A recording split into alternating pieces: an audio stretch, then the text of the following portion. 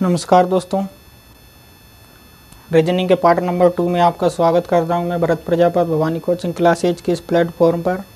आपको पता होगा, यदि आपने देखा होगा पार्ट नंबर 1, तो हमने कितना कुछ कर लिया था। पार्ट नंबर 1 में हमारा जो रीजनिंग में चैप्टर है वो कैलेंडर चल रहा है। कैलेंडर का पार्ट 1 जो है पूरा हो चुका है।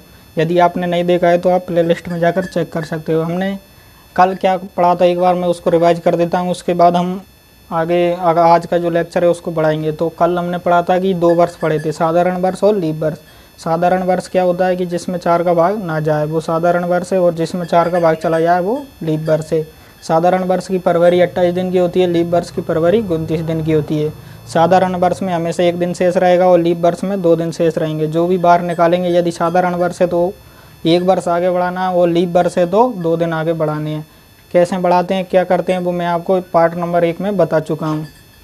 यदि आपने नहीं देखा है तो उसे पहले देख लेना। और उसके बाद हमने देखा था कि किस प्रकार से क्वेश्चन निकालते हैं। क्या साधारण वर्ष, एक और पॉइंट कि साधारण वर्ष जो होता है उसका प्रारंभिक डेट का जो बार होता है और अंतिम डेट का, यानी कि 1 जनवरी का बार और 31 दिसंबर का बार, वो हमेशा समान रहेंगे। किसमें? साधारण वर्ष में।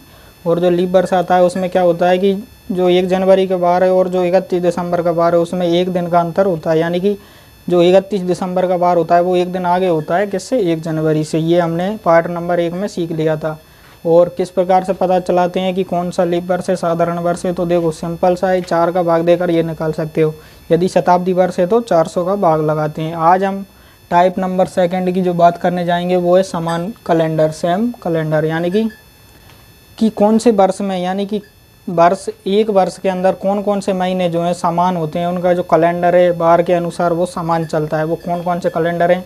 तो साधारण वर्ष और लीप वर्ष। लीप वर्ष और साधारण वर्ष, इन दोनों के जो कैलेंडर हैं, कुछ महीनों के कैलेंडर जो हैं आपस में समान होते हैं। कि जैसे मैं बताऊँ आपको, अब शुरू करते हैं टाइप नंबर 2, सेम कैलेंडर, समान पंचांग। यानी कि पहले हम देखेंगे साधारण वर्ष में कौन कौन से महीने जो हैं समान चलते हैं और लीप वर्ष में जो है कौन कौन से महीने समान चलते हैं। तो साधारण वर्ष की यदि मैं बात करूं तो पहला वर्ष जो महीना आता है वो है जनवरी।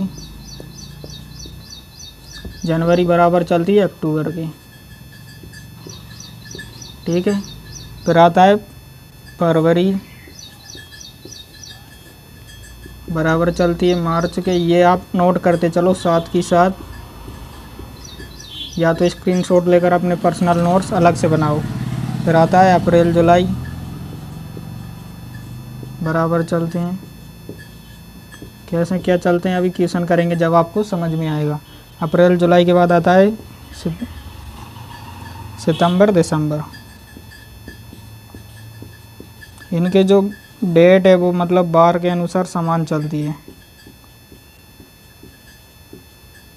और इसके बाद जो आता है अगला लीप वर्ष में। लीप वर्ष में देखो कौन कौन से महीने समान चलते हैं, तो वो देखो जनवरी, अप्रैल, जुलाई, ये तीनों महीने जो हैं बराबर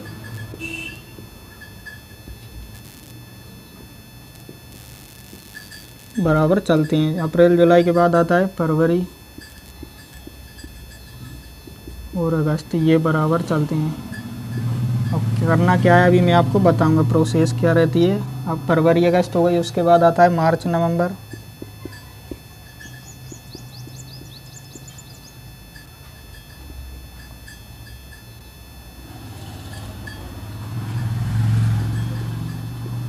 और उसके बाद ये दोनों नीचे सेम रहते हैं, सितंबर दिसंबर।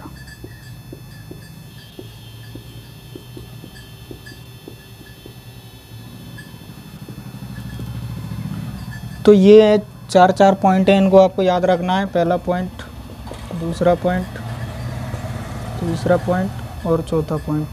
तो इनमें देखो पहले साधारण वर्ष, यदि पहले हमें चेक करना है कि वर्ष कौन सा है। यदि साधारण वर्ष हुआ तो उसके जनवरी अक्टूबर बराबर होंगे, फरवरी मार्च नवंबर ये दोनों बराबर होंगे तीनों, और इनके वाला फरवरी अप्रैल जुलाई ये दोनों बराबर होंगे, सितंबर दिसंबर ये बराबर होंगे। यदि लीप वर्ष हुआ तो इस प्रकार से याद रखना है आपको, जनवरी अप्रैल जुलाई, फरवरी अगस्त, मार्च नवंबर, सितंबर दिसंबर। ये अपने सेमेस्टर के हिसाब से अलग अलग फिक्स हैं कि कौन सा फरवरी है अगस्त के बराबर चलेगा। जैसे क्वेश्चन आएगा, अब कैसे आएगा क्वेश्चन, तो देखो जैसे मैंने दे दिया आपको क्वेश्चन, दूँ मैं आपको कि मैंने दे दिया आपको 10 मार्च 2021 को यदि बुधवार है तो 10 नवंबर 2021 को कौन सा वार होगा, ये आपको बताना है। तो आपको अब पता है कि पहले तो फरवरी यानी कि वर्ष एक ही 2021, तो इसमें आपको देखना है कि पहले 10 मार्च ये और 10 नवंबर। तो 2021 पहले तो वर्ष को देखो कौन सा वर्ष साधारण है या लीप वर्ष है। तो जो 2021 यानी कि 21 में 4 का भाग नहीं जाता तो ये साधारण वर्ष में आएगा। साधारण वर्ष में आता है तो अब आपको क्या देखना है कि जो मार्च महीना है वो किसके बराबर होता है। तो मार्च का जो महीना है नवंबर के बराबर होता है, नवंबर, और वही हमें यहाँ पर दिया हुआ है यानी कि मार्च और 10 नवंबर। तो डेट भी समान है, वर्ष समान है, बस आपको निकालना क्या है कि जो 10 मार्च है वो नवंबर, यानी कि यहाँ पर बुधवार दिया है तो यहाँ भी बुधवार आएगा। क्यों आएगा, मैंने आपको लिखा दिया है कि ये महीने जो हैं बराबर चलते हैं डेट के अनुसार। 10 को ये बार है तो यहाँ भी नवंबर में भी यही बार मिलेंगे, 10 11 12 सेम टू सेम बार चलेंगे इन दोनों महीनों के यानी कि तीनों के। तो वो आपको अभी मार्च दिया है तो वो नवंबर पूछ रहा है। तो नवंबर हमें पता है कि मार्च और नवंबर के कैलेंडर जो है समान चलते हैं, इसलिए जो यहाँ पर बुधवार दिया है तो यहाँ भी बुधवार ही आएगा। इस प्रकार से समान कैलेंडर, तो ये तो हमारा टाइप सेकंड का था, महीनों के समान कैलेंडर थे, ठीक है।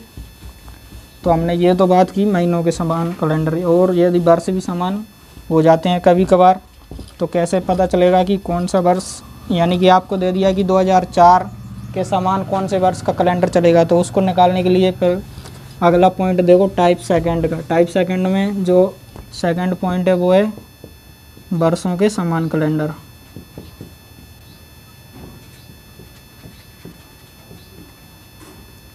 साथ में आप इनको नोट भी करते चलो, ताकि रीजनिंग का फ़ायदा क्या है कि यदि आपने एक बार पढ़ ली तो इसके नोट्स बनाओ। नोट्स बनाने के बाद जब भी आप कोई से भी कंपटीशन एग्जाम की तैयारी करोगे बस उस रजिस्टर को खोल कर एक बार पढ़ जाओ, यही है। क्योंकि रीजनिंग समान होती है, सभी एग्जाम में रीजनिंग लगभग समान ही आती है, और कितनी आती है वो भी लगभग बराबर ही रहता है। थोड़ा बहुत ऊपर नीचे होता है, हाई लेवल लो लेवल, तो उसमें ज़्यादा डिफरेंस नहीं है। रीजनिंग के क्वेश्चन समान रहते हैं, किस प्रकार से आते हैं। तो एक बार रजिस्टर आप बना लो नोट्सों के साथ, मैं छोड़ देता हूँ जगह, आप कभी भी स्क्रीनशॉट लेकर अपने हाथ के नोट्स बनाओ। नोट्स बनाने से क्या होगा कि कभी भी आप पढ़ोगे तो मतलब याद रहने वाला है वो हमेशा। तो अब हम देखते हैं समान कैलेंडर वर्षों के। तो ये वाली लाइन जो है कि जैसे मैं बताऊंगा आपको लाइन क्या है, मैं यहाँ पर लिख देता हूँ कि दिए गए साधारण या लीप वर्ष, दिए गए साधारण या लीप वर्ष में 4 का भाग लगाकर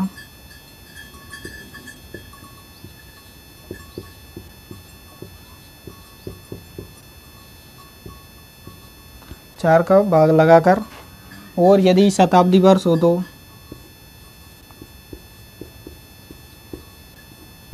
मैं अभी आपको समझा दूंगा। ये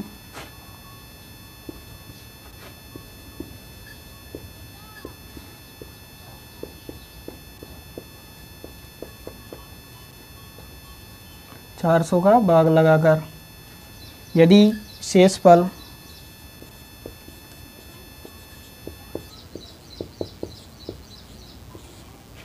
निम्न प्राप्त होते हैं,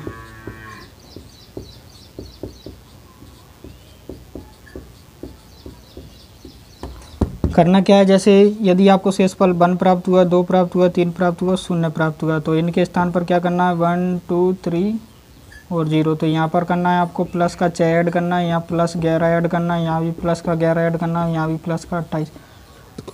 करते कैसे हैं, करना क्या है प्रोसेस में बताऊँ।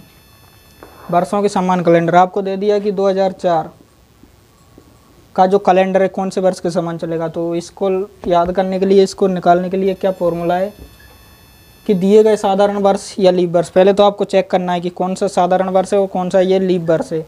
तो उसको निकालने के बाद आपको भाग लगाना है 4 का, यानी कि यदि सिंपल वर्ष है तो 4 का भाग लगाओगे, यदि शताब्दी वर्ष में है तो 400 का भाग लगाकर यदि शेषफल आपको ये प्राप्त होते हैं तो करना क्या है, यदि एक शेषफल प्राप्त हुआ तो आपको 6 ऐड करना है वर्ष में, तो वो आने वाला जो वर्ष है वो उसके समान प्राप्त होगा। यदि 2 शेषफल प्राप्त हुआ तो 11 ऐड करना है, 3 प्राप्त हुआ तो 11 ऐड करना है, और 0 प्राप्त हुआ तो 28 आपको ऐड करना है। अब कैसे करना है क्वेश्चन देखो। अब जैसे मैंने आपको दिया कि चलो 2004 का जो वर्ष है वो कौन से कैलेंडर के समान चलेगा, ये क्वेश्चन है आपके पास।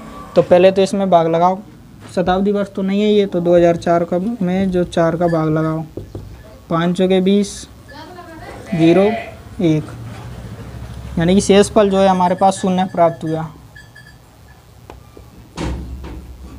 शेषफल हमारे पास शून्य प्राप्त हुआ। तो अब क्या करना है, शून्य प्राप्त होने पर हमें 28 ऐड करना है इसमें। तो 2004 में प्लस 28 करने पर जो आपको प्राप्त होगा वो 2032 प्राप्त होगा। तो जो 2004 का समान जो कैलेंडर है वो 2032 के कैलेंडर के समान चलेगा। इसी प्रकार और देख लो क्वेश्चन कैसे बनते हैं। इसमें से क्वेश्चन मैं आपको लेकर आऊँ तो जैसे शताब्दी वर्ष ले लो, चलो 1900 जो वर्ष है वो किसके बराबर चलेगा, यानी कि जो 1900 शताब्दी वर्ष है वो कौन से वर्ष के समान चलेगा, यानी कि इसका जो कैलेंडर है किस वर्ष के समान चलेगा।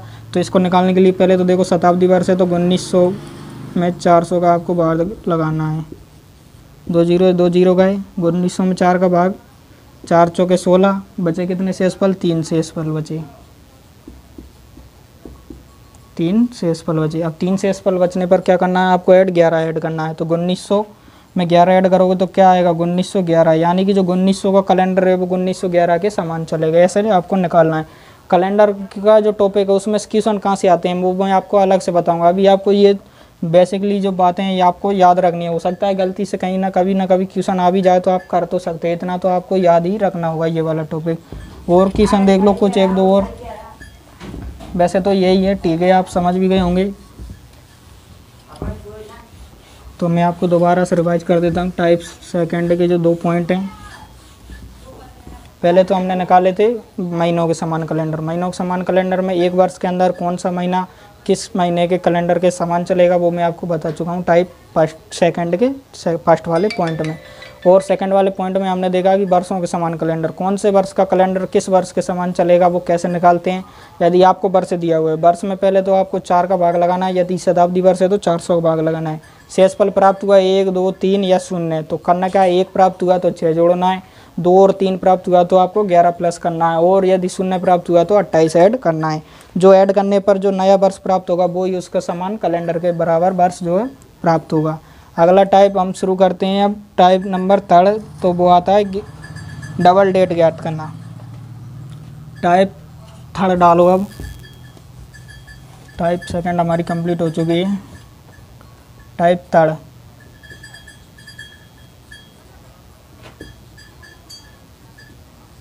डबल डेट ज्ञात करना, यानी कि ये डबल डेट ज्ञात करना। और डबल डेट ज्ञात करने का मतलब क्या है, आपको दे दिया 10 नवंबर यानी कि 15 मार्च 2021 को ये बार है, तो आपको उसी वर्ष में पूछ लिया कि जैसे 10 नवंबर 2021 को कौन सा बार होगा, तो उस प्रकार के क्वेश्चन ये है आपका वेरी मोस्ट टाइप 3। यहाँ से क्वेश्चन हर बार आते हैं 100%। ये जो टाइप 3 है ये आपको मोस्टली याद करना है। टाइप 3 इसी में क्वेश्चन बनते हैं।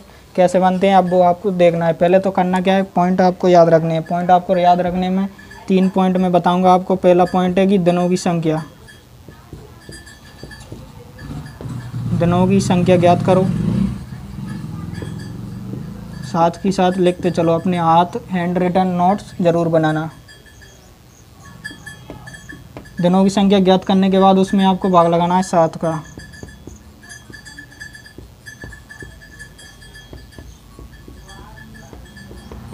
ये स्टेप आपको फॉलो करनी है। फिर 7 का भाग देने के बाद शेषफल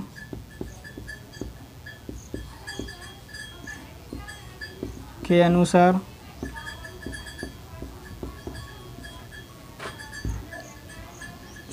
अनुसार बार को आगे बढ़ाओ।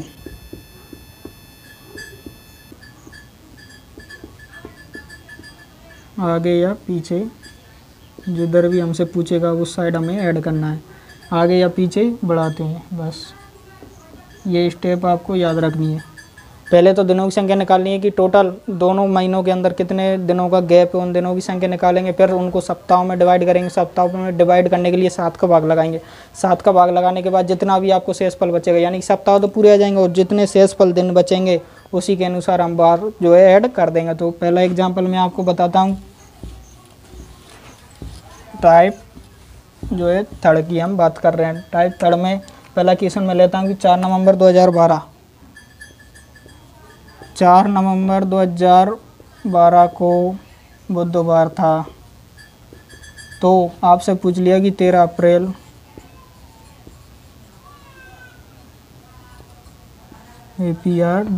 अप्रैल 2013 को कौन सा बार होगा, ये आपसे क्वेश्चन पूछा है। तो पहले तो ये देखो कहाँ से कहाँ तक पूछा गया है।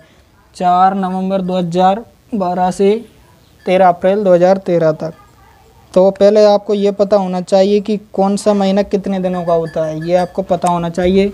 तो मैं आपको बता दूं, जून, नवंबर, अप्रैल,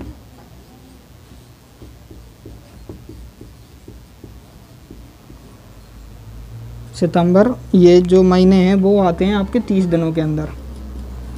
यानी कि जून, नवंबर, अप्रैल, सितंबर ये होते हैं 30 दिनों के। बाकी के जो भी बचे हैं वो सारे 31 दिनों के महीने होते हैं। तो आपको क्या करना है, पहले तो आप जो है दिन निकालो। पहला स्टेप क्या था हमारा, दिन निकालने। तो दिन कहाँ से कहाँ तक निकालने हैं, 4 नवंबर से 13 अप्रैल तक के दिन हमें निकालने हैं। तो जो नवंबर होता है वो 30 दिन का होता है। अब यहाँ से 4 के बाद 4 तारीख से चल रहे हैं हम, 4 नवंबर से 13 अप्रैल तक, ठीक है। 4 नवंबर में कितने दिन शेष बचे, अब यहाँ पर 30 दिनों का है तो 26 दिन तो ये बचे इसके, प्लस अब नवंबर के बाद आता है दिसंबर कितने का, 31 का, प्लस अब आते हैं 2013 के अंदर जनवरी कितने की होती है, 31 की। फरवरी कितने की आएगी इसमें, 28 दिन की, प्लस फरवरी के बाद मार्च आता है, मार्च कितना का होता है, 31 का। फिर मार्च के बाद अप्रैल में कितने दिन है यहाँ पर, 13 दिन बस। और करना क्या है, 7 का इन दोनों को भाग लगाकर 7 का भाग, यानी कि इन सभी को ऐड करके आपको क्या करना है, 7 से डिवाइड करना है। 7 से डिवाइड करने से क्या होगा कि जो टोटल आएगा वो सप्ताह में डिवाइड हो जाएगा और शेष दिन जो है हमारे पास बच जाएंगे। पहले तो इनका टोटल निकालो, कितना होगा, 3, 4, 8, 4, 12, 13, 14, 14 और 6, 20 की 0 हासिल, 2 और 1 3, 3 2 5, 7, 3 10, 3 13, 13 और 2 15। इसमें आपको 7 से भाग लगाना है। 7 से भाग लगाओ, 7 दूनी 14, 1 शेष बचा यहाँ पर, और 1 7 7, तो बचे कितने, 3 दिन शेष बचे। और जो 21 सप्ताह है हमारे पास, 7 से हमने डिवाइड किया, 7 दूनी 14, 1 शेषफल बचा, 7 21, 1 7 7, 3 बचे शेषफल। तो शेषफल 3 बचने का मतलब क्या है कि सब 21 तो हमारे पास टोटल सप्ताह आ चुके। तो जो दिन है हमारे पास 3 दिन शेष बचे। अब 3 दिनों का करना क्या है, इसको आपको यहाँ पर जाके ऐड कर देना। यानी कि यहाँ पर बुधवार है, बुधवार के बाद 3 दिन चलो, बुध, गुरु, शुक्र, शनि। तो यहाँ पर जो आएगा वो कौन सा बार आएगा, शनिवार आएगा। इस प्रकार के क्वेश्चन आपको एग्जाम में मिलेंगे, 100% मिलेंगे।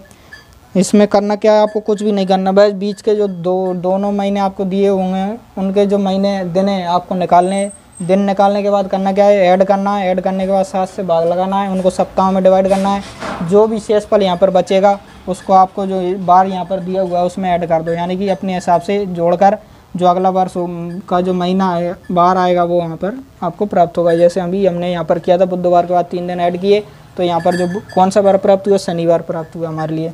और एग्ज़ाम देख लो अगले।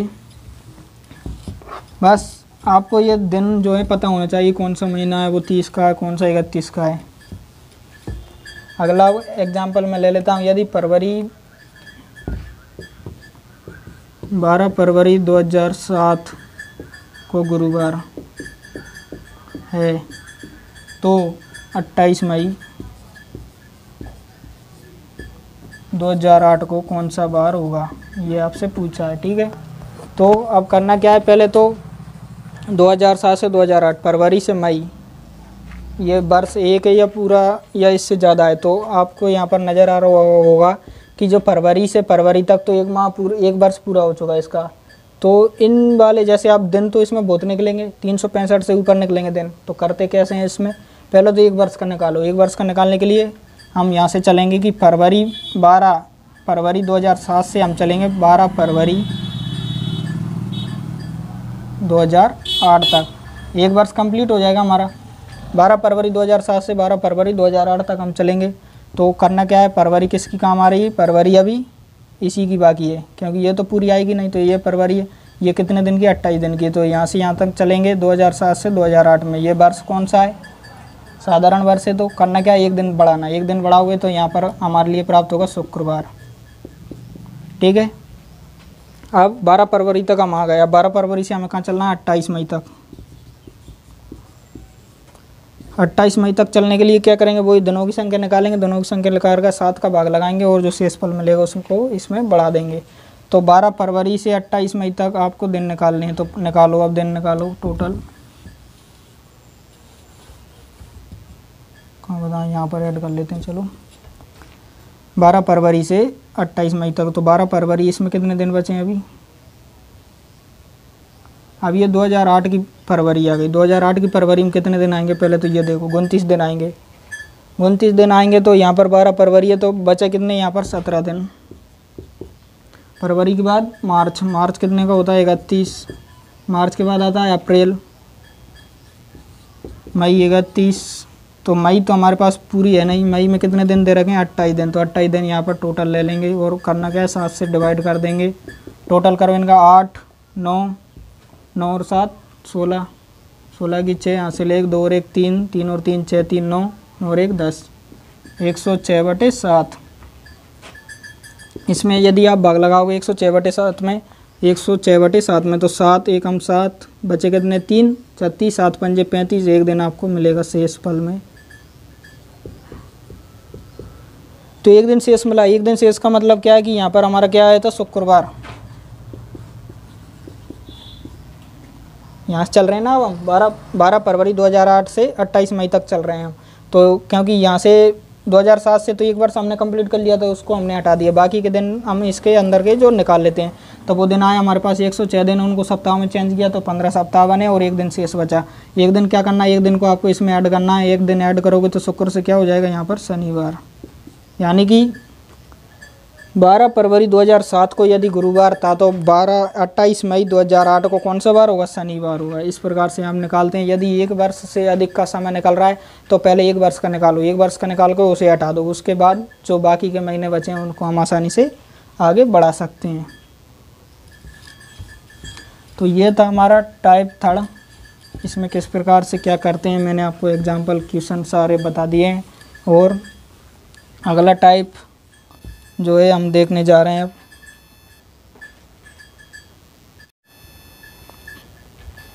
तो दोस्तों ये था हमारा टाइप 2 और 3 जिसमें हमने बात की। टाइप 2 में हमने क्या किया था कि समान कैलेंडर निकाल लेते। और टाइप 3 में जो है हमने डबल डेट ज्ञात करना सीखा था। यानी कि कहीं से भी कहीं तक कितने भी वर्ष का गैप हो उसकी जो डेट है हम किस प्रकार से निकालते हैं, ये हमने आज बात कर ली है। यदि आपने लेक्चर नंबर 1 यदि नहीं देखा है अभी तक तो पहले उसको देख ले। और हैंड रिटन नोट्स जो है बनाना ना भूलें, क्योंकि ये नोट्स आपको हमेशा तक काम आते हैं। मैंने भी बनाया खुद, मैं उसी में से आपको अभी पढ़ा भी रहा हूँ। एग्जाम्पल तो हम कई ले सकते हैं अपने मन से, बस ये है कि मेथड आपको याद होना चाहिए। मेथड याद रहने के लिए आपको नोट्स ज़रूर बनाने होंगे ताकि जो है आपकी जो रीजनिंग अच्छे से कंप्लीट होती रहे। और दोस्तों मैं भी यही चाहता हूँ कि अच्छे से आप तैयारी करो, अपने मुकाम को हासिल करो। किस प्रकार से क्या करना है वो अपने ऊपर है। अपना टाइम टेबल अपने आप खुद बनाओ, अपना किस प्रकार से क्या कैसे चलना है, क्योंकि कहने और करने में बहुत अंतर होता है। लोग बड़ी बड़ी बातें तो करते हैं कि नहीं ये पेपर तो फाइट हो जाएगा। पेपर फाइट करना छोटी मोटी बात नहीं है।